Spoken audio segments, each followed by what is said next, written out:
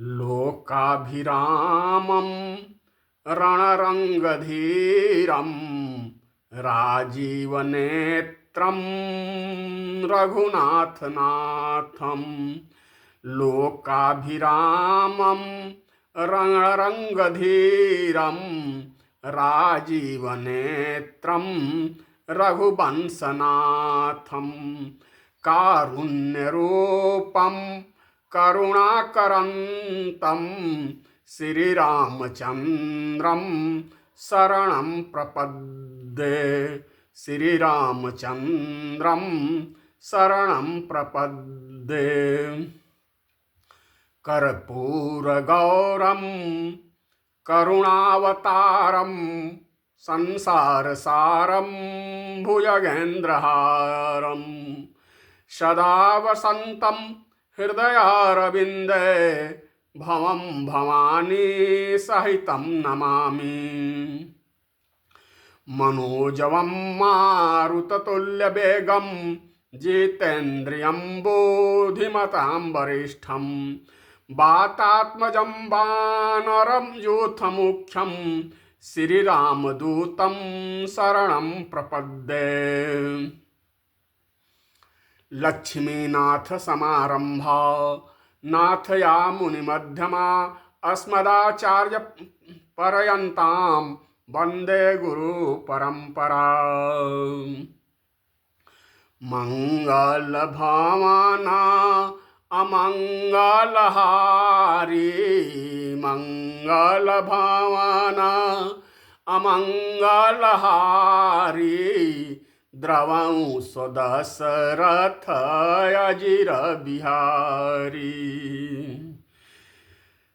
राजीवनयना धरे धनुषायक राजीवनयना धरे धनुषायक भगत विपत्ति भंजन सुखदायक भगत विपत्ति भंजन सुभंजक सुखदायक। जहि विधिनाथ होहि हित मोरा जहि विधिनाथ होहि हित मोरा करऊँ सुबेगी दास मैं तोरा करऊँ सुबेगी दास मैं तोरा। आज मंगलवार का दिन है, हनुमान जी का दिन है, तो ऐसा मन में भाव आया है प्रभु की इच्छा से, भगवान की इच्छा से, प्रभु की प्रेरणा से कि आज हनुमान चालीसा की पावन पंक्तियों पर थोड़ा सा विचार किया जाए।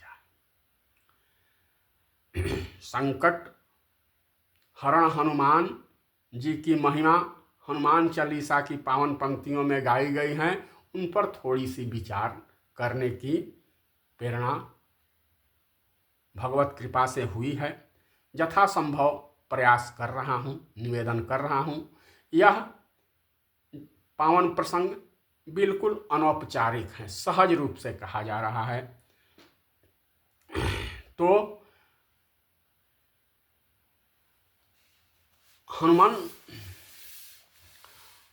हनुमान जी की सबसे बड़ी विशेषता यह है कि कितनी भी उनकी स्तुति कर ली जाए, कितना भी उनका गायन कर लिया जाए, कितना भी वंदन कर लिया जाए, कितनी भी आरती कर ली जाए, वे आने वाले नहीं हैं, वे सुनने वाले नहीं हैं।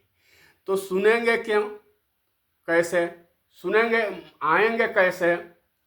तो यत्र यत्र रघुनाथ कीर्तनम तत्र तत्र कृतवास यत्र यत्र रघुनाथ कीर्तनम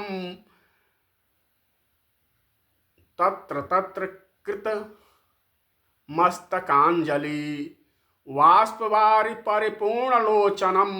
जहाँ जहाँ भगवान का कीर्तन होता है, राम का जसोगान होता है, राम की कथा होती है वहाँ हनुमान जी आ जाते हैं। अर्थात प्रभु श्री राम के भजन कीर्तन गायन जहाँ भी होती है वहाँ वहाँ हनुमान जी आ जाते हैं। प्रमाण, इसका प्रमाण क्या? तो अब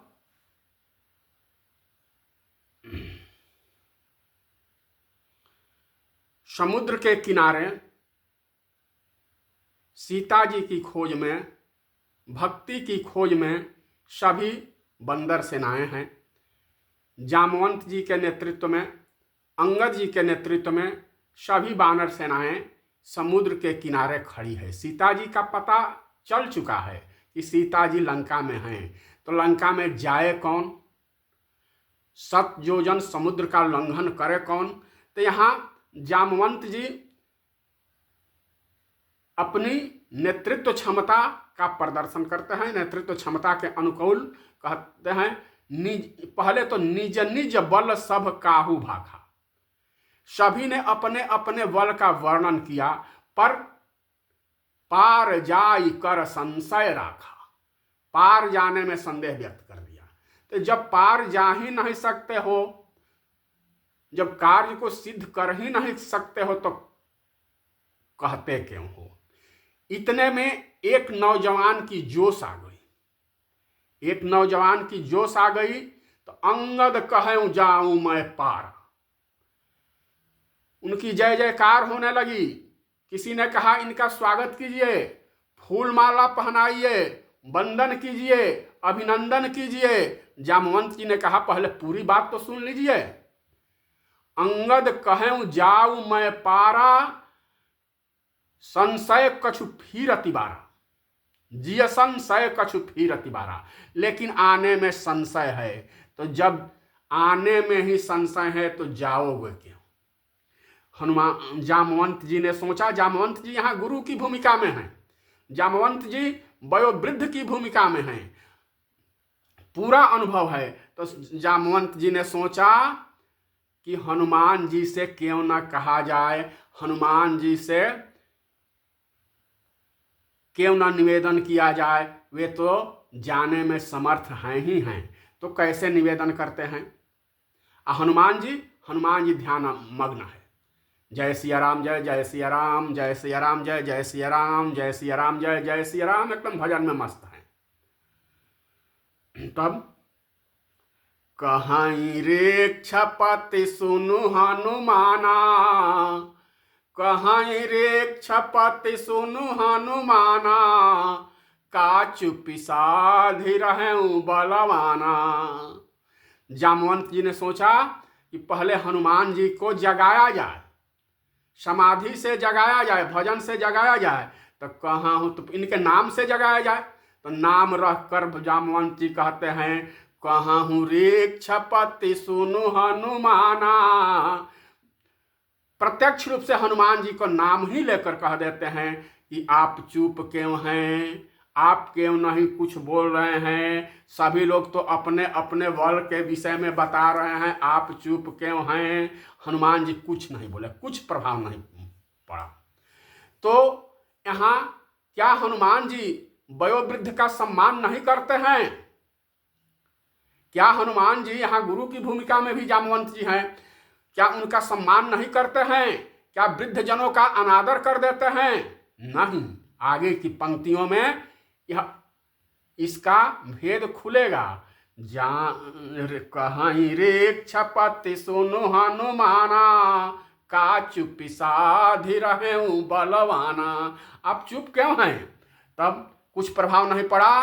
तो जामवंत जी सोचने लगे कि अब इनके ये अपने नाम से तो नहीं जागते हैं, इनके बाप का नाम लिया जाए। हम लोग भी अपने कुल परंपरा की, वंश परंपरा की जसोगान सुनकर प्रफुल्लित हो जाते हैं, जाग जाते हैं। हमारे कान उस वंश परंपरा की जसोगान सुनने के लिए उत्सुक हो जाते हैं। तो क्यों न इनके पिताजी का नाम लिया जाए। तब पवन तनय, आप तो पवन के पुत्र है, फिर भी नहीं जागे। तब उनके बल को बताया जाए। तो आप पवन के पुत्र हैं, तो आप में भी बल पवन के समान हैं, क्योंकि आप पवन के पुत्र हैं। तो पवन तनय बल पवन समाना, केवल यही नहीं है, बल ही नहीं है, बुद्धि विवेक विज्ञान निधाना। आप में बुद्धि है, बुद्धिमताम वरिष्ठम, विवेक है, ज्ञानी हैं। आप सूर्य भगवान से ज्ञान प्राप्त किए हैं, जो जग को प्रकाशित करता है, जो जग को ऊर्जान्वित करता है। आपने उन्हीं से विवेक प्राप्त किया है, बुद्धि प्राप्त की है, उनसे ऊर्जा भी प्राप्त की है। तो इसलिए आपके पास परम विज्ञान भी है। फिर भी हनुमान जी नहीं जागे। जय सिया राम, जय जय सिया राम, जय सिया राम, जय जय सिया राम। बिल्कुल नहीं जागे। क्यों नहीं जागे? यहाँ भी लगता है कि वृद्ध जन का अपमान ही उनसे हो रहा है, लेकिन ऐसी बात नहीं है। तो फिर अगला बड़ी सुंदर वाक्य कहते हैं कि इस वाक्य से, इस मेरे उद्बोधन से, तो मेरी इस प्रेरणा से तो ये जाग ही जाएंगे। तो कवन सुकाज कठिन जग माही, जो तुम तात होत नहीं पाही। हनुमान जी, आपके लिए तो कोई कार्य असंभव है ही नहीं है। आपके लिए असंभव शब्द ही निरर्थक है। तो कवन सुकाज, आप तो सभी कार्य को करने में समर्थ हैं, आसानी से सारे कार्य को कर देते हैं। बड़े से बड़े विघ्न बाधाओं को आप आसानी से टाल देते हैं। समस्या का समाधान करने में तो आप समर्थ ही हैं। फिर भी हनुमान जी नहीं जागे। जय सिया राम, जय जय सिया राम, जय सिया राम, जय जय सिया राम, जय सिया राम, जय जय सिया राम, भजन में मस्त है। अब ऋक्षपति जामवंत जी सोच रहे हैं कि हनुमान जी तो जाग ही नहीं पा रहे हैं। हनुमान जी क्यों नहीं जागे, क्यों नहीं सुने? तो वे देह भाव में थे ही नहीं, वे गेह भाव में थे ही नहीं।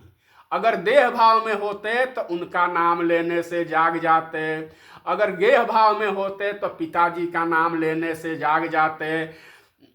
हनुमान जी तो न देह भाव में थे, न गेह भाव में थे, तो किस भाव में थे? वे तो प्रभु श्री राम के नेह भाव में थे। जय सिया राम, जय जय सिया राम, जय सिया राम, जय जय सिया राम, जय सिया राम, जय जय सिया राम। वे तो भजन का आनंद ले रहे थे। लेकिन जामवंत जी के मुख से एक बड़ा सुंदर शब्द निकल गया, और जिससे हनुमान जी जाग भी गए। क्या निकला?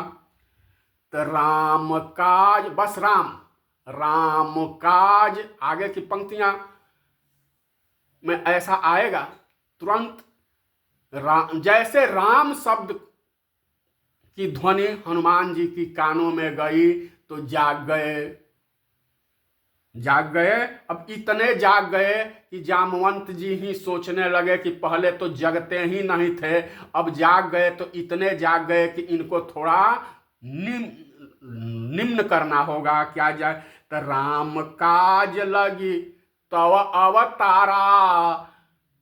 जैसे ही राम शब्द सुने तो जाग गए, और काज लगी सुने तो सिंहनाद करी 12 ही 12। राम काज लगी तब अवतारा, सुनत भयाऊं तब पर्वताकारा। पर्वत के आकार के हो गए। और क्या? उनका ये शरीर का दर्शन कीजिए, उनके सुंदर रूप लावण्य का दर्शन कीजिए। कनक बरन तन तेज विराजा, कनक बरन तन तेज विराजा, मानहु अपर गिरिन्ह कर राजा। सिंहनाद करि 12 ही 12। पहले की पंक्ति आई है, राम काज करी तव अवतारा। तब हनुमान जी पर प्रतिक्रिया, सिंहनाद करी 12 ही 12, लीलहु लांघहु जल निधि खारा। कहने लगे क्या करूं? क्या समुद्र को लील जाऊं, निगल जाऊं, पी जाऊं, या एक खारे समुद्र को पी जाऊं, निगल जाऊं, या उल्लंघन कर जाऊं? कहिए क्या कहिए। अब जामवंत जी सोचने लगे कि ये तो पहले जगते ही नहीं हैं, अब जाग गए तो इतना जाग गए कि लगता है कि प्रभु की लीला ही बिगड़ जाएगी, इसलिए इनको थोड़ा नीचे करना चाहिए, थोड़ा समझाना चाहिए। तो देखिए यहाँ प्रश्न आता है कि राम हनुमान जी को कितना भी बुलाया जाए, कितनी भी स्तुति की जाए, कितनी भी वंदना की जाए, लेकिन जब तक राम नाम उनकी स्तुति में नहीं आएगा, राम कथा नहीं आएगी, राम का जसोगान नहीं आएगा, हनुमान जी सुनने वाले नहीं हैं। अतः संत शिरोमणि श्री तुलसीदास जी हनुमान चालीसा को प्रारंभ करते हुए प्रारंभ में ही पंक्तियां लिखते हैं, पावन पंक्तियां लिखते हैं। श्री गुरु चरण सरोज रज निज मन मुकुर सुधार, बरनौ रघुबर बिमल जस, जोदायक फल चार, सियावर रामचंद्र की जय, पवन सुत हनुमान की जय। जय जय सीताराम, जय जय राधे श्याम। तो श्री गुरु चरण, यहाँ श्री शब्द क्या है? श्री शब्द लक्ष्मी जी के लिए आया है, या श्री शब्द सीता माता के लिए भी आया है। तो पहले वे सीताराम जी की वंदना करते हैं। श्री शब्द लक्ष्मी माता के लिए कैसे, क्या प्रमाण? तो उभय बीच श्री सोहति कैसे, उभय बीच श्री सोहति कैसे, जीव ब्रह्म बीच माया जैसे, श्रियः पति श्रीमती शासितुम जगत। ये अन्य कवि की रचना में है। श्रियः पति श्रीमती शासितुम जगत। अच्छा, तो यहाँ श्री शब्द तो संत शिरोमणि श्री तुलसीदास जी श्री हनुमान चालीसा का श्री गणेश करते हुए लिखते हैं। श्री गुरु चरण सरोज रज, श्री गुरु चरण हनुमान जी के, तुलसीदास जी हनुमान जी को गुरु के रूप में दर्शन करते हैं, गुरु के रूप में देखते हैं। क्यों देखते हैं? क्या है गुरु की महिमा? कैसे देखते हैं? क्योंकि गुरु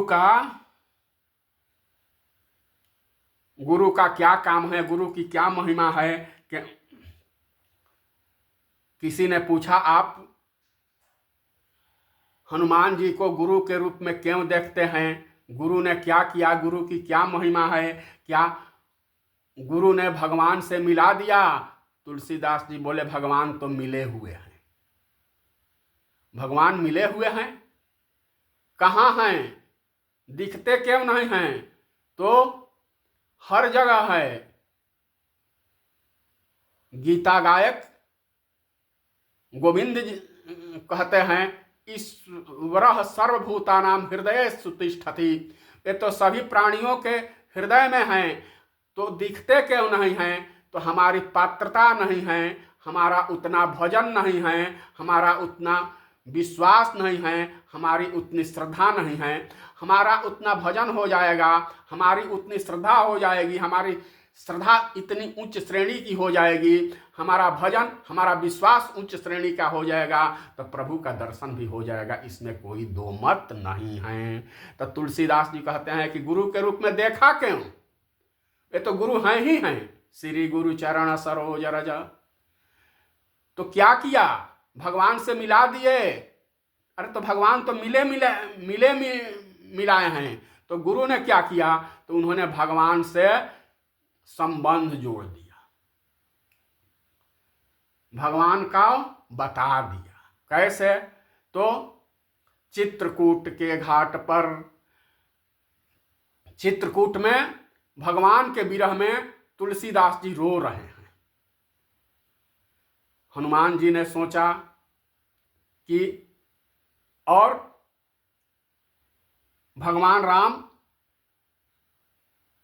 वहां पधारते हैं, कहते हैं बाबा हमें चंदन दे दीजिए।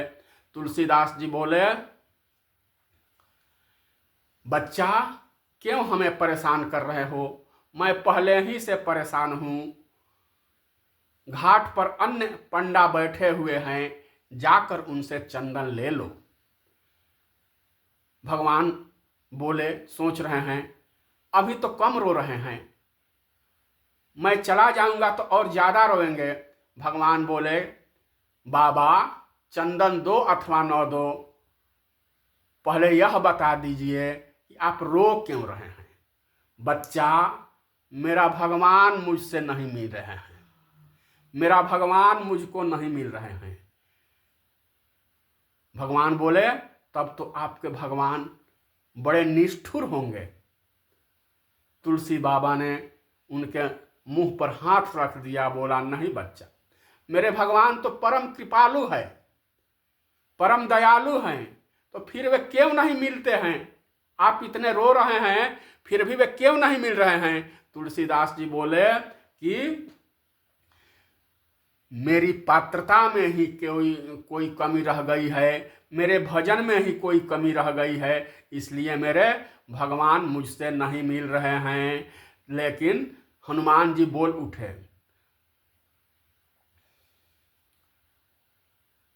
क्या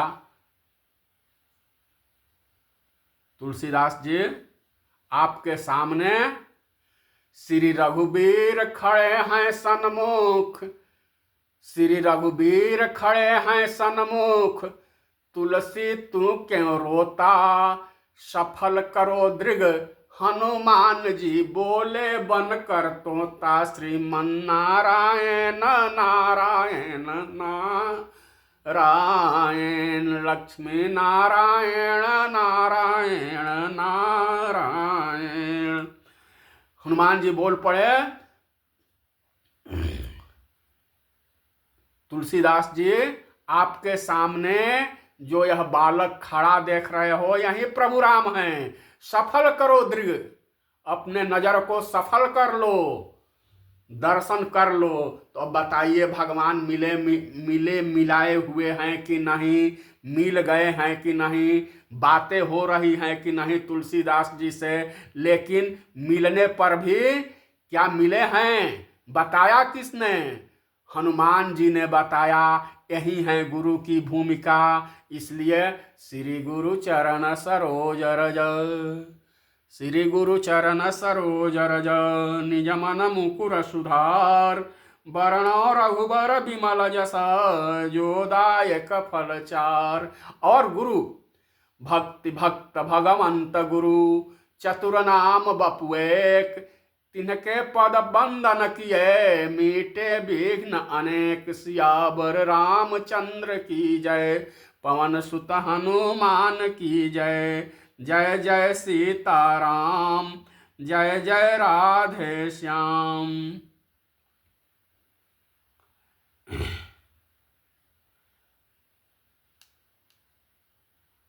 हनुमान चरित्र की शुरुआत आज इस मंगलवार की सुबह की सत्र में करने का प्रयास हुआ है। आज केवल श्री गुरु तक की शब्द की